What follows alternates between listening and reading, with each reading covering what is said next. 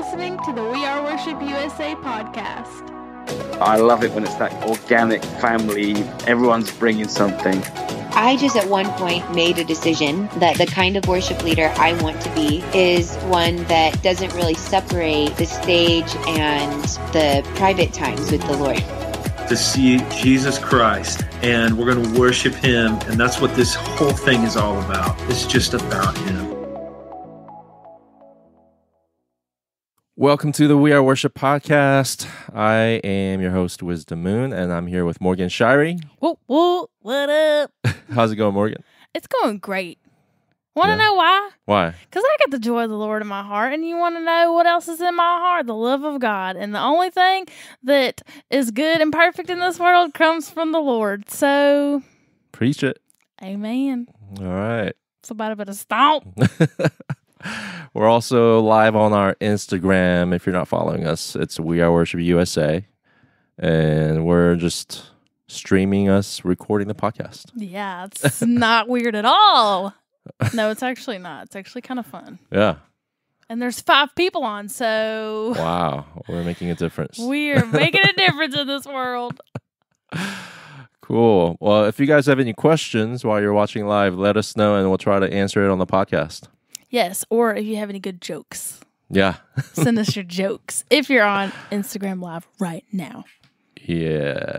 So today we have an interview with an artist named John Tibbs, and he co-wrote a song called Shepherd with Michael Farren. So we talk about that in the interview. And he's just a worship pastor who felt called to write songs and travel and minister at just churches and places around the country. So it's great to just hear his journey and things that, obstacles that he's faced and how God kind of helped him overcome those. So, but before we go into that, let's talk about some free stuff because we love free stuff at We Are Worship, don't we, Wisdom? Yeah. I feel like in these podcast intros, I'm always really hyper, and you're just kind of like not as hyper as me. Just like, cool. You need to work on your hyperness. But I think all the good podcasts I listen to, there's like a really silly hyper person, and then there's more of a serious, mature person. Whoa, more mature. Big eye roll right now. Big eye roll. Anyway, back to our regularly scheduled program. No, we have 2 free songs. Hyper Wisdom, Gilbert said. We have 2 free songs. Our free song of the 2 weeks, because it's still really weird to say of the week, because we give it away for 2 weeks so that you have more time to latch on to it and share it with your church. So the free song is I Got Saved by Corey Voss. It's an amazing song. His EP just came out last week. And his album just came out last week, and we went to the release party, and it's just one of those songs that everybody just dives into, and it's so fun to sing. And then we have a free hymn of the month, which is Nothing But Grace by Chris Sabrin. And this is the last week that's going to be the hymn of the month. So confusing. And so be sure to grab it, the hymn of the month, Nothing But Grace, Chris Sabrin, because after this week, it's not going to be up there anymore. It's not going to be free. No? Yeah, that's true. It won't be free. It'll be available, but for purchase. Yeah. We're really excited for all the resources that we have planned for the coming months. And one thing we're actually working on is an Easter bundle, which basically is a bunch of great Easter worship songs that we're putting together as basically a zip file that you can download. Makes it really easy for you to access the chord charts, and we're going to have playlists on Apple Music and Spotify. Yeah, so you should follow us on those. Yep. We Are Worship. So, anything else? I would just like to say, for those of you who join this Instagram Live, you are the best, and I appreciate your time. Thank you. What a shepherd, ever keeping me, oh, ever leading me with love and mercy. What a shepherd, ever keeping me, oh, ever leading me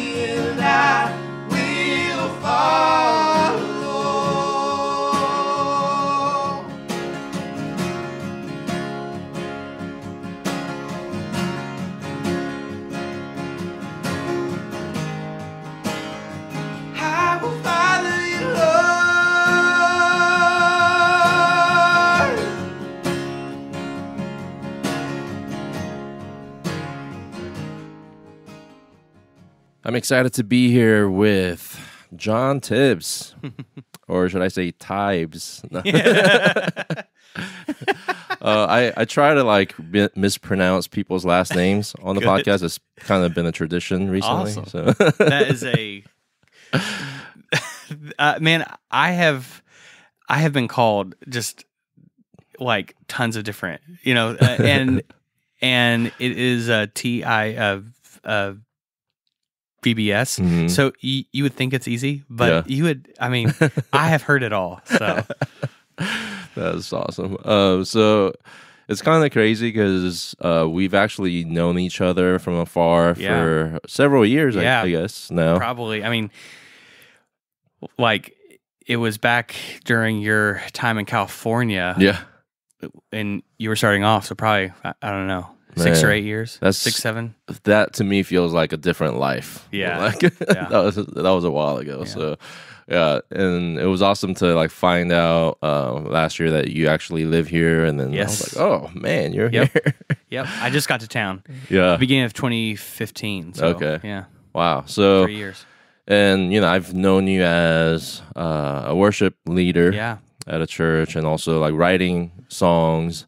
So now you're doing like the music thing full time, and because it's just awesome to see that. So could you kind of share your journey through that? Yeah, totally. So I started out in Anderson, Indiana, attending Anderson, and as a student there, I was on staff at a church. And then after I ended at school, I continued on at the church, and then I started to have all these like tunes that came out, and they were connecting to people inside our church. And so I was like, how can I how can I be intentional to connect them to people who don't just attend our church? And so I just put it out as a digital EP. People didn't have to buy it. They just entered their contact info. Yeah. And it did awesome. And at that point, I started to get asked to go out and help at other churches and stuff like that. And, it all kind of started to happen instantly because it got to the point where I was just gone all the time. But I was, trying to be intentional. Yeah. And so it got to the point where I had to pick if I was going to tour or be on top of the church. And honestly, at the time, I was our only income. And I was like, how in the world am I going to sing songs and eat? and yeah, God just continued to open opportunity after opportunity. And so I stepped out. It was officially on an Easter, and then I was done. That was, let's see, I moved down in 2015, and it was 18 months before that. Oh, okay. And so at that time, I'm touring, and I'm like, well, it's time to do an additional EP. So I did a online campaign for people to like help cover the expenses. And through all that, Audrey Assad heard the EP, and she had just gone independent after her time at Capitol and was going out on a tour, and she's like, hey, it would be awesome to have you as an opener. And that was just a awesome opportunity. And so I spent August, September, October touring with her, and through all of that started to get some attention down here. And it's so comical. I came to town trying to get a booking agent because at that time I was doing everything, and I was touring a ton, and I was trying to get someone who could kind of help orchestrate just that whole end of things. And through all of that, I ended up getting picked up to a company called FT. They used to be called INO. And so, and then at that point we spent, basically I was just in the studio and on tour as an opener and honing in songs. And that project came out beginning of 2016. It was awesome. And then in that whole season, I think I kind of honed in on the things that I thought had been, how can I say this? That I thought that they were it was basically just that as an artist, I thought it was very important to just do everything that God continued to open those doors and opportunities. And, I think so easily sometimes as an artist, you can become an artist that is owned, and you have to like do like a particular, type of tune. And it isn't as if those types of tunes have like issues or anything like that. It's just like, I just had this huge like inner calling to do this kind of like indie album. And the folks over there, they were so awesome. And I didn't have a hard time getting out of that whole thing. So that was good. And so this project came out at the end of 2017. And it's just been so awesome because it's like that project just came out, and I am in the process of going into the studio again to do an additional either EP or album or something like that. So, that's kind of how I ended up here. Yeah, it has been so interesting because it's like I have always been either like at a church or doing church songs, and that's something I am extremely like into, and that's like a huge piece of me.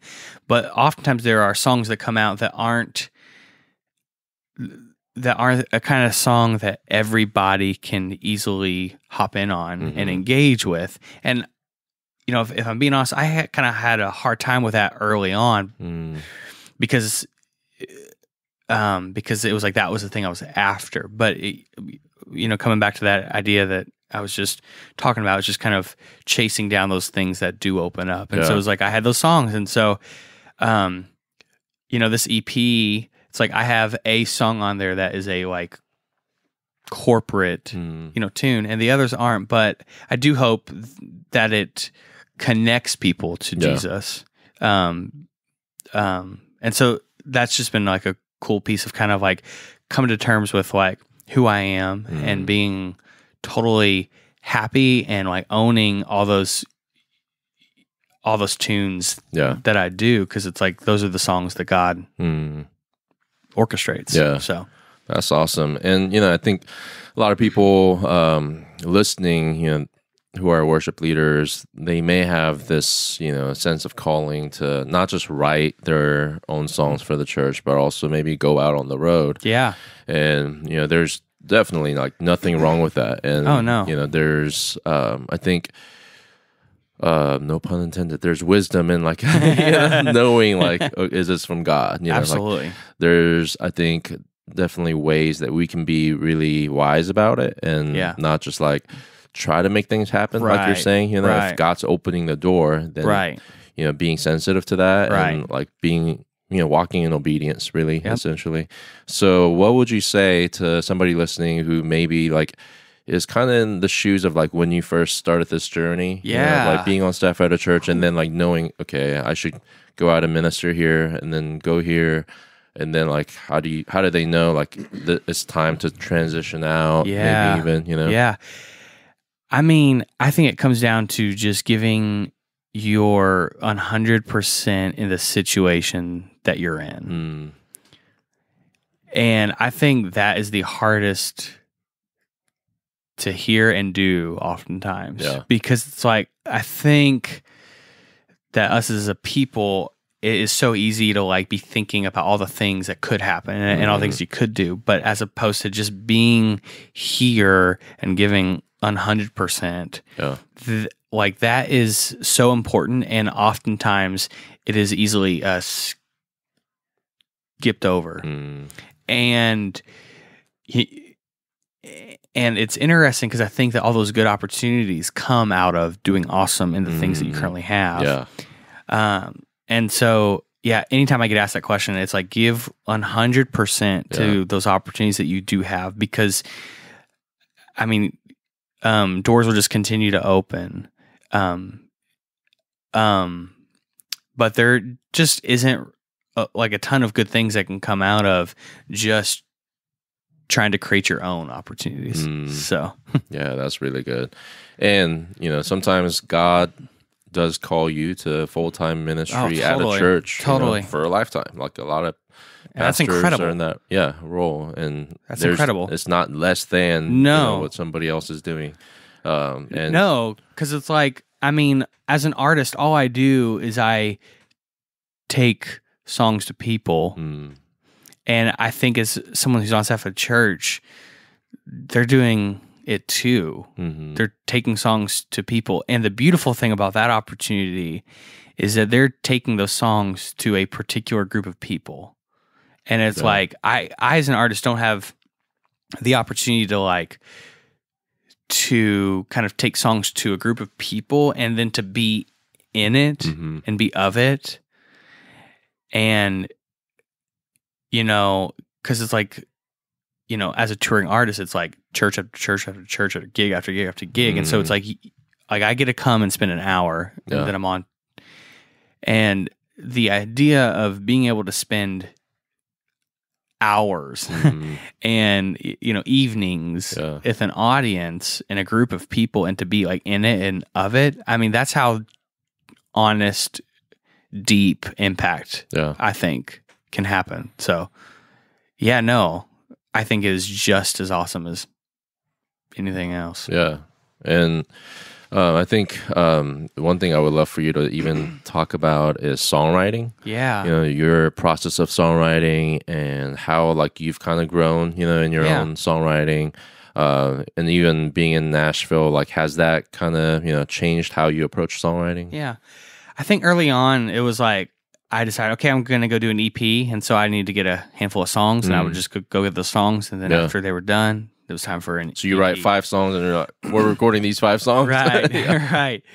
And, it's like I'm currently, in the process of doing an EP, and it's like I've already got 10 songs done, but I'm booked up till the end of April just trying to get songs. So I'll have probably 80 tunes to choose out of. To pick how many songs? Yeah, to do an EP. 5 or 6 songs? Yeah. You'll have 80 songs to choose from. Yes, wow. Probably. But, here is, I think, the biggest thing I've picked up on is that, and I'm sure there are a lot of other people out there who just crank out awesome songs all the time, but I crank out a lot of horrible songs that I have to get out. Or it's I'll do this whole tune. I'm like, I don't enjoy that tune at all. And yet there's this idea in it that I think is good. So I'll go back. And I think that the biggest thing to me is early on, I thought it had to be perfect all the time. Yeah. And it's at this point, just get your ideas out there and then edit and edit and edit. And if it's good, keep it. And if it isn't, toss it out and start over. Because it's okay. Yeah. Because it's like that is a exciting thing, I think, as an artist that you get to do is you get to choose the things that other people hear. Yeah. And so just don't be hesitant about some idea that you don't think is awesome because it could turn into something else. I've had song after song after song that I thought it was going to be X type of song. Yeah. And I'll get in there and hash it out, and all of a sudden it becomes something completely different. And it's just all about, I think, again, giving 100% to those ideas that you do have. Yeah. So what would you say to somebody who has a song they wrote in maybe 15, 20 minutes, and they are saying God gave me this song. Yeah. So I shouldn't change it. I shouldn't edit it. What would you say to that person? Oh, I mean, I would say that's awesome. And it comes down to expectations, because it's if God gave them that song, then that would be so important to hold on to or to do in your church. But I think just because maybe there's an idea of God giving you a song doesn't necessarily turn into a song that everyone's going to hear. And so I would say that's awesome. Yeah. It's in all honesty, oftentimes songs that everyone hears, it doesn't just happen in like an hour or two. It happens after edit after edit after edit, and then going and doing something else, doing like a different, tune. Like there are tons of incredible songs that artists had early on that they just hadn't been 100% happy with, and they did an album and a second album and an album after that, and then that idea comes back to them. And there are a couple kind of like edits to it, and it gets it, and then all of a sudden it connects to everyone. So like, it's like I'm a pretty hands-off person, so it's like if a person's gonna articulate that to me that you just said, I'm gonna be like, that's awesome. If a person also has the expectation that like it is a song that everyone needs to hear, then there could be some problems that come out of it. But I like what you said, because sometimes God may give you a song, but it's for that moment, and maybe it's just for you and God, to draw closer to to Him. Right, totally. And sometimes, even when you're in a writing session with another writer or whatever, you may write an incredible song and have an incredible experience, but it may never make it on an album. And it doesn't go to waste, because totally. In that moment, like God does something in that room. Absolutely. And like maybe like He gave you a revelation of Himself, and like that was what it was intended for, so that like you can encounter God in a new way. Totally. So, totally, man. And too, it's like I think that those personal and those intimate songs are just as important as those big songs. Yeah, for sure.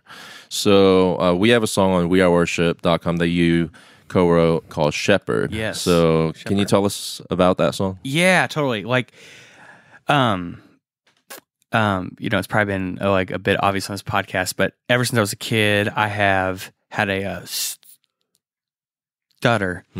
And,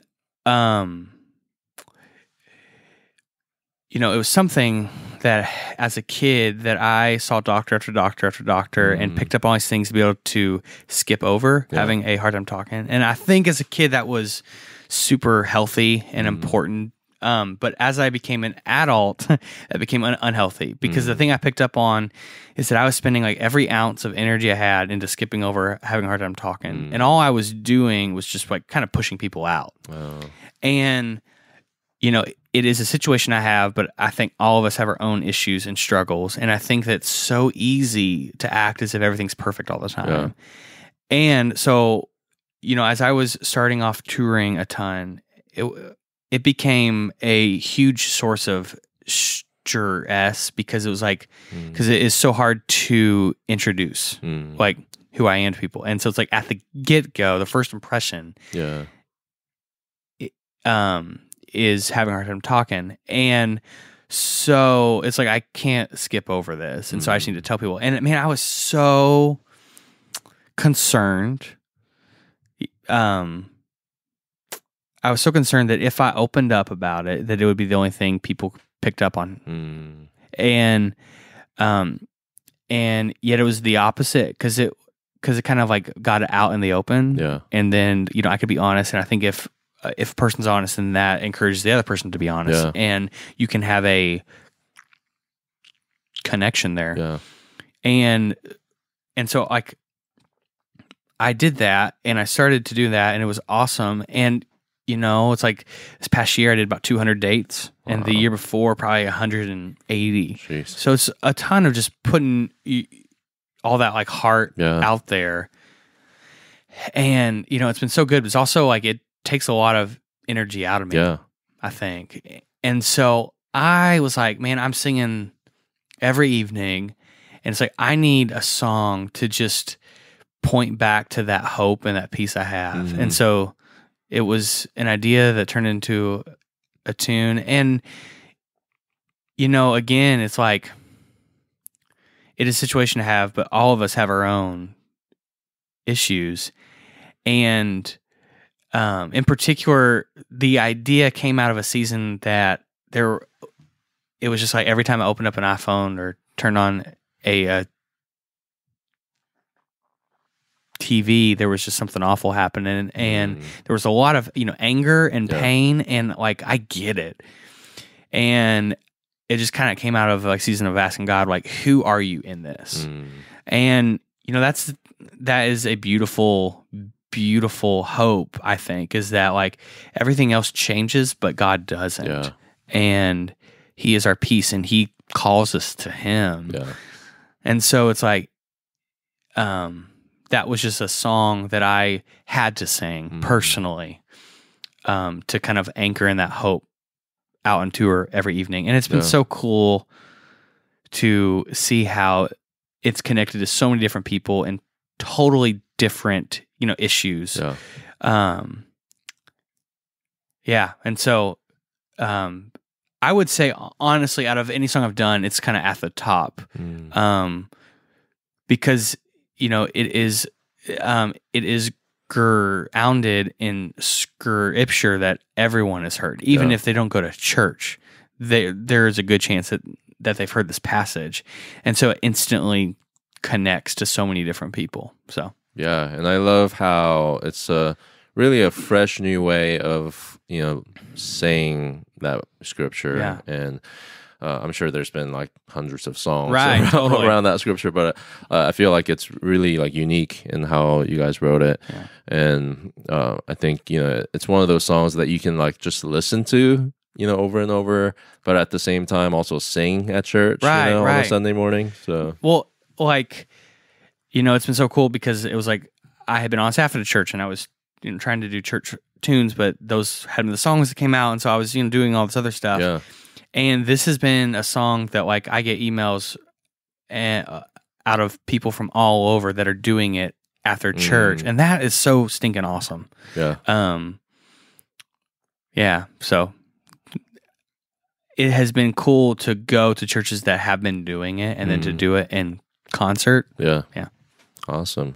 Yeah, I think that's, just an encouragement for listeners, because it is hard to be vulnerable, you know, especially in front of people, and I think you can be such an effective worship leader when you can be vulnerable. Oh, totally. And you can have humility, and get up on stage and admit that you're not perfect, and you have things you're dealing with, and you have insecurities, or like you have struggles, and I think people can really relate to that and go, totally, man, if that guy can worship God and like say that he's good, then I can worship God too. Yeah, totally. Like I think if a person is truly honest, then they are able to pull people into that honesty, and something powerful, I think, happens, and people have open hands, and